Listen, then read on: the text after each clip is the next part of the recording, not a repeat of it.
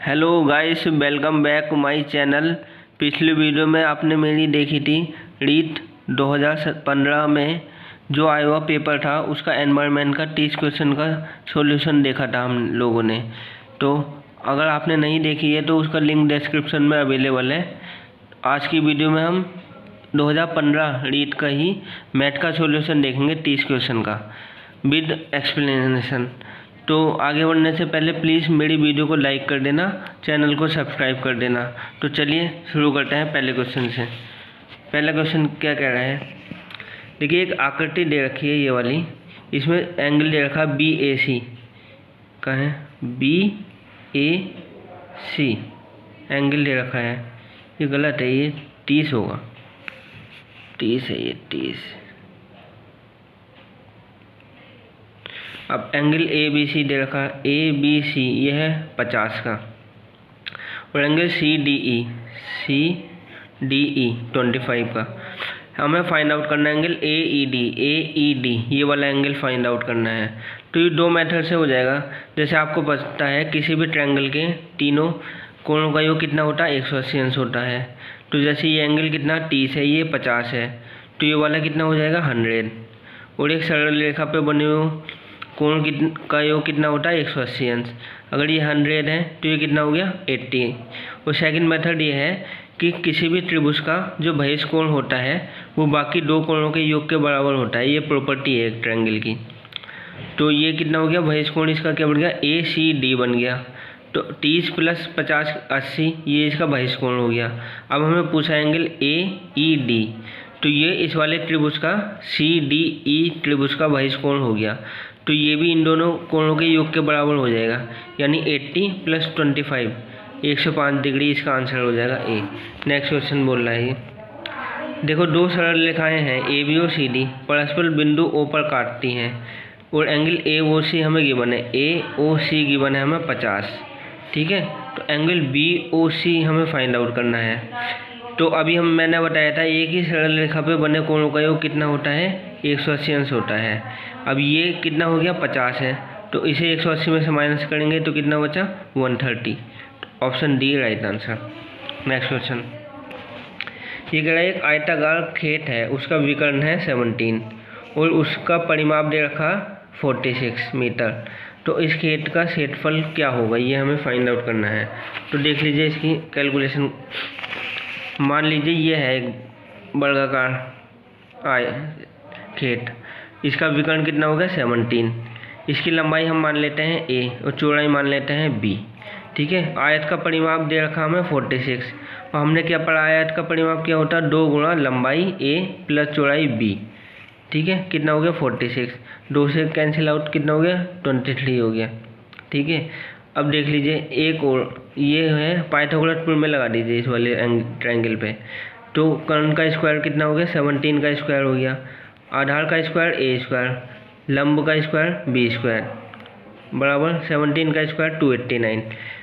अब देख लीजिए अगर आपको पाइथागोरस ट्रिक पता है तो आपको पता होगा कि वर्ग जो विकर्ण है 17 कब बनता है, कि जब एक भुजा 15 हो और दूसरी भुजा 8 हो, तभी बन पाएगा ये, और किसी मेथड पे बनेगा नहीं। और अगर 15 और 8 को आप जोड़ोगे तो 23 आ जाएगा, ठीक है। या तो आप डायरेक्ट इससे निकाल लेते हैं ऑप्शन मिला के, वरना ये फॉर्मूला आपने पढ़े होगा A + B का होल स्क्वायर बराबर A² + B² + 2AB। A + B है 23 का स्क्वायर, A² + B² कितना होगा 289 + 2AB ऐसे रखिए।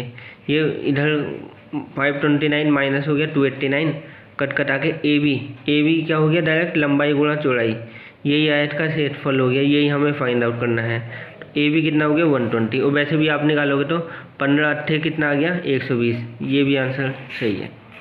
अगला क्या है, ये अगर कोई त्रिभुज है उसमें दो भुजाओं की लंबाई का योग सदैव क्या होगा, तीसरी भुजा से बड़ा होगा। ये एक ट्रायंगल की प्रॉपर्टी है, क्योंकि अगर इससे छोटा होगा तो त्रिभुज बनाना पॉसिबल ही नहीं होगा। आप चाहे रख के देख लीजिए, कोई भी भुजाएं रख के देख लीजिए। जैसे 2 और 4 है, मान लो 2 है और 4 है। अगर बड़ी भुजा 4 है, ठीक है, इन दोनों का योग कितना है 4, इसके बराबर है, तब भी पॉसिबल नहीं है त्रिभुज बनाना। आप बना के देख लीजिए। या इसे मान लीजिए 6 है, अब देख लीजिए दो भुजाओं का योग अगर तीसरी भुजा से कम है तो त्रिभुज बनाना पॉसिबल नहीं है, यानी हमेशा उससे ज़्यादा ही होना चाहिए। यानी एक भुजा मान लीजिए हमें, एक है 2, एक है 7, 2 7 9, तीसरी मान लीजिए अगर 6 है, तो इससे ज़्यादा होना चाहिए इसका योग। तो देख लीजिए, दो भुजाएं हैं 2 और 6, इसका योग कितना हो गया 8, तीसरी भुजा से बड़ा है 7 से, तो त्रिभुज बनाना पॉसिबल है। अगला क्वेश्चन है, दो घन हैं, उनके आयतनों का अनुपात दे रखा है 27:64, तो इसके संपूर्ण पृष्ठों के क्षेत्रफल का अनुपात निकालना है हमें। घन का आयतन क्या होता है, a क्यूब होता है, ठीक है। तो दो घन ले लीजिए, एक घन है वॉल्यूम 1 अपॉन वॉल्यूम 2, क्यूब कितना होगा a1 का क्यूब अपॉन a2 का क्यूब, इक्वल टू कितना है 27/64। यहाँ से क्यूब रूट ले लेंगे तो 3/4 हो गया। तो संपूर्ण पृष्ठ का क्षेत्रफल कितना होता है 6a², ठीक है। a1 upon a2, 66 cancel out हो गया, a1 का स्क्वायर अपॉन a2 का स्क्वायर, तो 3 का स्क्वायर कितना 9 और 4 का स्क्वायर 16, ये इसका आंसर हो गया। अगला क्वेश्चन देख लीजिए, थ्योरेटिकल क्वेश्चन है ये, पेडागोजी है। गणित विज्ञान है, गणित किस चीज़ का विज्ञान है, आप देखते ही लगा लीजिए, गणनाओं का विज्ञान है गणित। 97 है, गणित सभ्यता और संस्कृति का दर्पण है, यह कथन किसने कहा। डायरेक्ट एक कोटेशन है, बस ये आप याद रख लीजिए, ये कोटेशन होंगवेन ने कही है। अब देख लीजिए, अब ये दे रखी है सर्वसमीका दे रखी है, ठीक है। हमें ये बताना है, वैसे एक डायरेक्ट फॉर्मूला ही है, a माइनस बी का होल स्क्वायर बराबर है a square plus B square minus 2ab। अगर आपको इसको सिद्ध करना है तो a और b की आप वैल्यू रख लीजिए कोई भी, मान लीजिए a माइनस बी का होल स्क्वायर है a square plus B square minus 2ab। a की वैल्यू -7 रखी, b की मतलब 3 रखी, तो इसका स्क्वायर कर लो। a का स्क्वायर कितना होगा 7 का स्क्वायर 49, b का 9 माइनस 7 या 21 दूनी 42, 7 में से 3 घटाया 4, 4 का स्क्वायर 16, ठीक है। यहाँ मिलाइए, 49 में से 42 घटाया कितना 7 + 9 16, यानी इसका ऑप्शन क्या हो जाएगा सी। नेक्स्ट क्वेश्चन है, प्राथमिक स्तर पर गणित का क्या महत्व है। देखिए, गणित से हमें सांस्कृतिक सामाजिक धार्मिक इससे कोई लेना देना है नहीं, ये मानसिक गणनाओं का खेल है, बस हमारी दिमागी कसरत होती है गणित में। 100, मनुष्य के जीवन की गतिविधियों में गणित का सर्वाधिक उपयोग होता है, वह क्या है। अब देख लीजिए, आप गणित से कुछ चीज़ सीखोगे तो बाज़ार में जाओगे कुछ सामान खरीदने, आर्थिक इकोनॉमी में ज़्यादा उसका यूज़ होता है। जैसे कोई मान लो 2 रुपये की एक कॉपी है, तो हमें 5 कॉपी खरीदनी है, तो कितने की पड़ जाएंगी 10 रुपीज़ की, तो यहाँ आर्थिक इकोनॉमी टर्म में आता है ये। 101 देख लीजिए, मूल्यांकन का निकटतम संबंध होता है किससे, मूल्यांकन से क्या होता है, उद्देश्य से होता है मूल्यांकन का। 102 का, जो उपलब्धि परीक्षण है और नैदानिक परीक्षण, पेडागोजी का क्वेश्चन है ये, उसमें अंतर क्या है, सिर्फ सिंपल उद्देश्यों का है, दोनों के उद्देश्य अलग अलग हैं।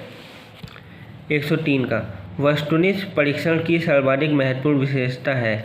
ये क्वेश्चन देखिए, हमने ईवीएस में ही कराया था कल, जो प्रश्न पत्र की विशेषताएं आई थी उसमें ये तीनों चीज़ आई थी, विश्वसनीयता भी है, वैधता भी है, वस्तुनिष्ठता भी है। डी आंसर इसका हो जाएगा। अब 104 कह रहा, कौन सा जो कार्य है अध्यापक से संबंधित नहीं है। देखो, अध्यापक क्लास में योजना भी बनाएगा अपना लेसन प्लान का, मार्गदर्शन करेगा, गाइडेंस देगा बच्चों को, शिक्षण कार्य करेगा, टीचिंग करेगा, लेकिन बजट तैयार नहीं करता है टीचर, तो डी आंसर है इसका। 105 कह रहा है, सर्वाधिक प्रभावशाली शिक्षण सामग्री है। देखो, इसमें डायरेक्ट अगर जो हम बाय लर्निंग डूइंग करके सीखते हैं, प्रत्यक्ष अनुभव, तो भाई इसका आंसर ठीक हो जाएगा बी।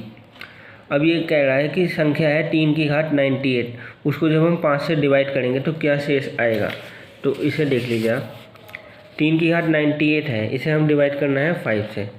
तो अब देखिए, जब भी 3 की पावर होती है ना कुछ भी, तो उसको पावर को हम 4 से डिविजिबल कर देते हैं। 4 से डिवाइड हम इसलिए करते हैं ना, क्योंकि इसके 4 के जो फैक्टर है ना, वो जैसे मान लीजिए 3 की घात 1 है, तो कितना हो जाएगा 3, 3 की घात 2 है 9, 3 की घात 3 है 27, 3 की घात 4 है, कितना हो गया 81, फिर 3 की घात 5 है, तो क्या हो गया 243। यानी 3 की पावर में क्या है ना, ये 4 साइकिल के बाद रिपीट होना शुरू हो जाएगा। देखिए, फिर ये 3 रिपीट हो गया, ठीक है। अगर हम देख लें 3 की घात 6 तो कितना हो गया 729 हो गया ये। ठीक है, देखो 3 9, फिर अगला आएगा 7 1, ये रिपीट होना शुरू हो जाएगा, इसलिए 4 से इसे डिविजिबल करेंगे ना 98 को, 4 से तो 20 बार आएगा, 2 बचेगा रिमाइंडर, इसलिए 3 की घात 2 को हमने अलग लिख लिया। अब 5 से हमें डिवाइड करना है इसको, 3 की घात 2 कितना हो गया 9, डिवाइड करेंगे 5 से तो कितना आया 4 कितना हो गया रिमाइंडर। तो ये इसका आंसर हो गया, यानी इसका कितना हो गया 4 हो गया रिमाइंडर। और नेक्स्ट क्वेश्चन देख लीजिए, इसको हमें सिंपल सॉल्व करना है। देखिए ये क्वेश्चन है पूरा, देख लीजिए आप। इसमें क्या लगेगा, पहले हम बोर्ड मास की सहायता से हल करते हैं। इसमें बी क्या होता है, सबसे पहले हमें ब्रैकेट को हल करना पड़ेगा, जो ये ब्रैकेट दे रखा है। ओ होता ऑफ का मतलब का मतलब गुणा होता है, डी का मतलब डिविजिबल मतलब भाग, एम से मल्टीप्लिकेशन मतलब गुणा इसमें देनी रखी है, ए से एडिशन मतलब हमें जोड़ना है, फिर एस से सब्ट्रैक्शन मतलब माइनस करना है, इनका अंतर करना है। तो देखिए अंडर 2 में से -9 गया -7 की पावर 0 प्लस 3 का स्क्वायर 9 को ऐसे रख लीजिए, इसे ऐसे हल कर लीजिए 4 माइनस ये आप याद रखना, किसी भी संख्या की पावर अगर 0 हो तो उसका मान 1 आ जाता है। तो ये कितना हो गया -1 प्लस 9 को भाग करो 1 से तो 9 ही आ जाएगा प्लस 3। अब ये देख लीजिए 9 और 3 12, 4 16 में से 1 माइनस गया तो 15, ये हमारा राइट आंसर हो गया। देख लीजिए अगला क्वेश्चन। अगला क्या कह रहा है, ये कह रहा है जैसे 10,000 है प्लस 10 इकाई है प्लस 10 दहाई है, तो ये किसके बराबर है 108 का। 10,000 को लिख दिया हमने, 10,000 ये हो गया। ये कह रहा है 10 इकाई, तो 10 गुणा 1 इकाई हो गया प्लस 10 दहाई, 10 गुणा 10, इसे ऐसे रखा 10 गुणा 1 10, 10 दहाई 100, इसको ऐड कर लेंगे तो इतना आ जाएगा। अगले क्वेश्चन क्या कह रहा है, 10 दिनों में जितने मिनट बनेंगे वो किसके बराबर होंगे कि कितने घंटों में सेकंडों की संख्या के। तो पहले ये देख लीजिए 10 दिनों में कितने सेकंड बन रहे हैं।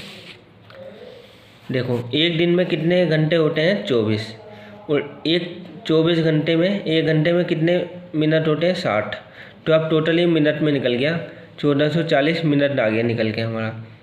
10 दिन में कर देंगे तो 1 जीरो और लग जाएगा 14,400 मिनट। अब निकाल लीजिए जैसे 1 घंटे में कितने मिनट होते हैं 60, और हमें सेकंड निकालने हैं तो 60 की गुणा और कर देंगे, 3600 सेकंड हो गए 1 घंटे में। अब देख लीजिए ये अगर इसमें मैं कितने की गुणा करूँ कि ये बन जाए, तो अगर मैं 4 की गुणा करता हूँ 4 घंटे को तो इसी के इक्वल हो जाएगा, यानी 14,400 सेकंड, ये सेकंड हो जाएगा। ठीक है, देख लीजिए तो कौन सा ये, इसका कितना आ गया 4 घंटे में इतने सेकंड हो जाएंगे। नेक्स्ट क्वेश्चन, निम्नलिखित में से कौन सी भिन्न सबसे छोटी है। तो देख लीजिए इसके मैं आपको 2 मेथड पढ़ाऊँगा। तो पहला तो आप डायरेक्ट क्या है, सिंपल इसे डिवाइड कर दीजिए, 24 को भाग कर दीजिए 25 से, डेसिमल में आंसर आ जाएगा। इसको 11 को 10 से, 99 को 100 से, 68 को 69 से। तो जो इसमें सबसे छोटा होगा वो लगा दें 10/11। इसका एक सेकंड मेथड यह है कि हम चारों भिन्न को देखते हैं, अगर इन भिन्नों के अंश और हर, ध्यान से सुनिएगा, अगर इनका डिफरेंस सेम आए, मतलब 24 और 25 का अंतर कितना आया 1, 10 और 11 का अंतर भी कितना आया 1, 99 100 का अंतर भी 1 है, 68 और 69 का अंतर भी 1 है। तो इस विधि में क्या करते हैं, जो सबसे जिसका अंश सबसे छोटा होगा ना वही भिन्न सबसे छोटी होगी, और जिसका अंश सबसे बड़ा होगा वही भिन्न सबसे बड़ी होगी। ये आप किसी भी भिन्न पे लगा सकते हो, लेकिन उसका डिफरेंस देखना चाहिए, सेम आना चाहिए सभी का। अब नेक्स्ट क्वेश्चन देख लीजिए, ये कह रहा है इनमें से कौन सा कथन सही है। अब देख लीजिए, अब इन सब के आगे माइनस लगा हुआ है, जब भी दोनों सर्व समीकरण के आगे माइनस लगा हो तो जब हम माइनस से इसमें गुणा करते हैं तो इसके चिन्ह पलट जाते हैं। तो अगर मैं यहाँ माइनस से माइनस काटूंगा तो इनके चिन्ह पलट जाएंगे, यानी ये कितना हो जाएगा, ये हो जाएगा 16, इधर को 15, तो ये तो गलत है। और इन दोनों में अगर माइनस काटूंगा तो ये कितना होगा 16 बड़ा है 20 के, ये भी गलत है। अब यहाँ तो देखो माइनस है नहीं, आपको दिख रहा है, ये माइनस का 16 ये प्लस का 1, तो ये जब ऐसे भी गलत हो गया। और यहाँ मैं माइनस करूँगा तो 16 बड़ा हो जाएगा 3 के, तो यही आंसर हमारा सही है डी वाला। अब 112 देख लीजिए, ये कह रहा है वह छोटी से छोटी कौन सी संख्या है जो पूर्ण वर्ग तो हो और साथ ही साथ 10, 12, 15 और 18 से भी विभाज्य हो। अब देख लीजिए, वैसे ये चारों संख्या हैं, जैसे ये है 36, ये किसका वर्गमूल है 60 का, ये 50 का, ये होगा 40 का, अब ये है 30 का। अब ये कह रहा है कि ये जो संख्या है तो 10, 12, 15, 18 से डिवाइड कौन सा है। बाई ऑप्शन आप उठा लीजिए, सबसे पहले 900 को उठाइए, डिवाइड करके देख लीजिए चारों से, अगर डिविजिबल है तो यही हमारा आंसर हो जाएगा 900। अब 113 देख लीजिए, 113 में क्या 256 की पावर 0.16 है और 16 की पावर 0.18 है, तो इसको हमें हल करना है। तो देख लीजिए इसमें क्या है, 256 की ये हो गया ना। अब एक चीज़ याद रख लीजिए, एक प्रॉपर्टी होती है कि जैसे ये होता आधार, इसकी पावर है घात, x हो गया आधार, घात हो गया m, और दूसरी है x है, इसकी पावर है n। अगर इन दोनों की हो रही है गुणा, अगर दोनों के आधार समान है x, तो उन दोनों में क्या करेंगे ना, उनकी घातों को जोड़ देंगे, यानी कितना हो जाएगा x की घात m प्लस n। और सेकंड केस है, अगर x की घात है m और x की घात ही है n, अगर यहाँ हो रहा है डिविजिबल मतलब भाग हो रहा है, तो क्या करेंगे ना, इनकी घातों का अंतर कर देंगे, x की घात m माइनस n, याद रखना। अब देख लीजिए, इसको मुझे 16 की पावर में बना लेना है, तो ये क्या आपको देखने से लगता है 16 का वर्ग है ये, तो इसे मैं 16 का वर्ग लिख सकता हूँ। ऊपर घात है 0.16, इसको ऐसे रखिए 16 की पावर 0.16। इसकी अब ये ना है, घात के ऊपर घात हो तो गुणा हो जाती है, जैसे x की घात है m और इसकी घात भी है n, इसकी क्या हो जाता है, घातों की आपस में गुणा हो जाती है m इंटू n। ये प्रॉपर्टी है सब लोगरिथम की। तो इसकी 2 की गुणा करेंगे तो 0.32 हो जाएगा। यहाँ है 16 की घात 0.18। अब ये क्या है, अगर दोनों के आधार समान है 16 और 16, तो उनकी घातों को आपस में हम ऐड कर देते हैं, तो यह है 0.32, यह है 0.18, तो इन दोनों को हम जोड़ेंगे तो कितना होगा 0.5, और 0.5 को हम क्या लिख सकते हैं 1/2। अब 1/2 का क्या मतलब हो गया, मुझे 16 का क्या है वर्गमूल लेना है, यानी इसे मैं ऐसे लिख सकता हूँ वर्गमूल 16। तो वर्गमूल 16 कितना होता है 4, ये हमारा आंसर आ गया 4। कौन सी है। अब देखिए, दो संख्याएं दे रखी हैं, 3:4 के अनुपात में है तथा इनका लघुत्तम समावर्ती मतलब LCM दे रखा है 84। तो इनमें से बड़ी संख्या हमें निकालनी है, ठीक है। तो देखिए, मान लिया हमने अपनी तरफ से दो संख्याएं 3:4 में है, तो एक मान लिया 3x, दूसरा मान लिया 4x। तो LCM दे रखा हमें कितना 84 है। अब दो संख्याओं का LCM लेना होगा, तो 3x और 4x का LCM कितना हो गया 3 गुणा 4, ठीक है, गुणा x को एक बार लेंगे हम क्योंकि दोनों में कॉमन आ रहा है वो, बराबर दे कितना रखा 84, इसे हम काट देंगे, ठीक है। जैसे 4 से कितने बार गया 21 बार, 21 और 84, 3 से कितने बार कट गए 7 टाइम्स।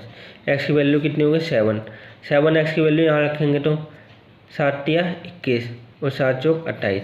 तो इन्होंने क्या पूछा, बड़ी संख्या पूछी होगी हमसे, तो क्वेश्चन में क्या बड़ी संख्या कितनी होगी 7 चौक 28, यानी ये आंसर हो गया। नेक्स्ट क्वेश्चन देख लीजिए आप, इसमें एक कॉन्सेप्ट बताऊंगा मैं आपको। जैसे 4 भिन्न दे रखी हैं, तो इसमें LCM बताना है इसका। तो इससे पहले आप क्या है ना, एक पढ़ लीजिए, जैसे भिन्न है, ये भिन्नों का LCM लेना है मुझे लैसे पे।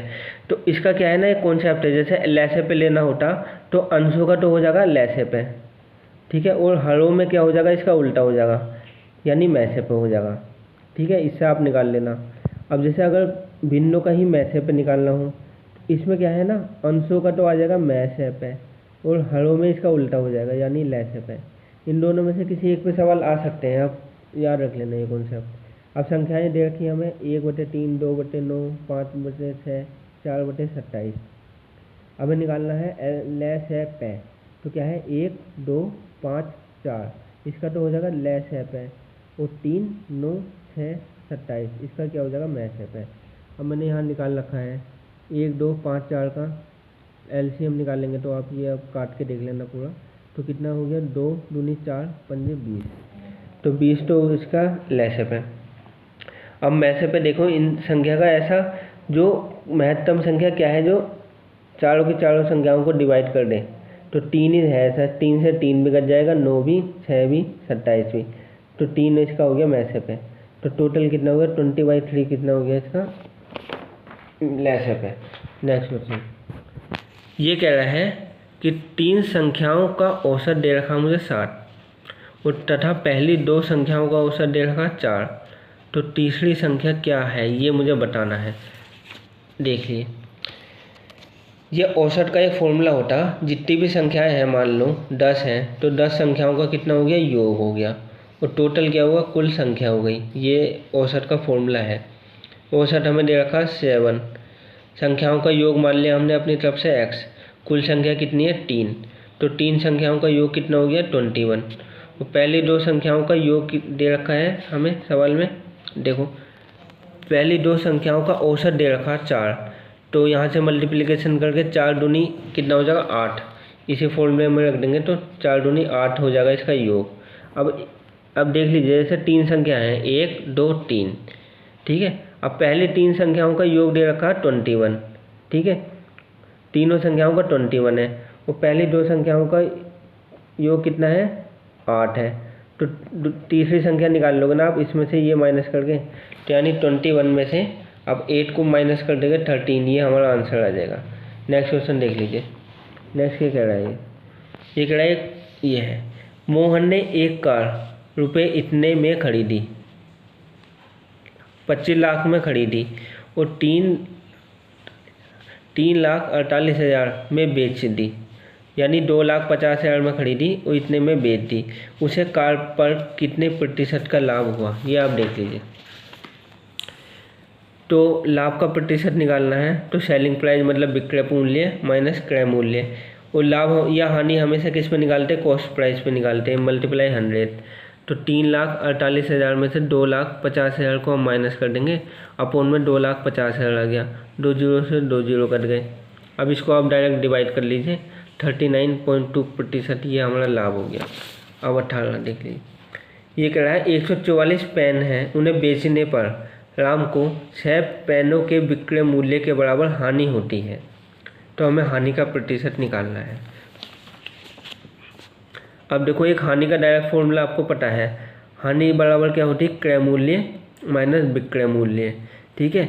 अब ये हानि का कह रहा है 6 पेनों के विक्रय मूल्य के बराबर हानि होती है, तो इसके जगह रख दिया 6 into selling price equal to, अब जब 144 पेनों को बेचा होगा तो खरीदा भी 144 पेनों को ही होगा, यानी 144 पेनों का क्रय मूल्य हो गया माइनस 144 पेनों का विक्रय मूल्य हो गया। अब ये इधर जाके क्या हो जाएगा प्लस हो जाएगा, 144 प्लस 6 कितना हो गया 150 SP हो गया इक्वल टू 144 CP, यहाँ है SP अपॉन CP निकालेंगे तो 144 अपॉन 150 हो गया। हानि का प्रतिशत निकालना है, यानी cost price minus selling price कितना होगा 150 माइनस 144 बटे में 150 गुणा 100, एक जीरो से यहाँ कट गया, 150 में से 144 गए तो 6 बचा, 10 की गुणा करी तो 60 बटे 15, तो कितना 4% की हानि हो गई। अगले 2 सवाल एक ही फॉर्मूले पे हैं, देख लीजिए। साधारण ब्याज की किस दर पर, यानी हमें रेट निकालना है, किसी धन का 10 वर्ष का ब्याज उस धन का 2/5 गुना होगा। अब इसमें क्वेश्चन देख लीजिए, इसमें फॉर्मूला लगेगा, साधारण ब्याज का फॉर्मूला लगेगा, वो कितना होता है मूलधन गुणा दर गुणा समय बटे 100। अब ये कह रहा है कि जो साधारण ब्याज है वो मूलधन का 2/5 गुना हो जाएगा, तो रख दो अगर मूलधन P है तो 2/5 गुना P हो गया, मल्टीप्लाई रेट हमें निकालना R, दर कितना हो गया 10, रख लीजिए P से P कट गया, 0 से 0, 5 से 10 2 टाइम, तो R equal to 4%। Last question of this video, कितने वर्षों में 12% वार्षिक दर से ₹3,000 का साधारण ब्याज ₹1,080 हो जाएगा। ये भी इसी फॉर्मूले में आप रख दीजिए क्वेश्चन, साधारण ब्याज बराबर मूलधन गुणा दर गुणा समय बटे 100। तो यहाँ से टाइम निकालना हमको, ये मल्टीप्लाई यहाँ हो जाएगा 3,000 12 डिवाइड में चलेगा, ये यहाँ से आप कैंसिल आउट कर देना, तो टाइम इक्वल टू 3 वर्ष हो गया। तो आज आपका पूरा रीट 2015 का पेपर सोल्व कर लिया। आज की वीडियो में इतना ही गाइस।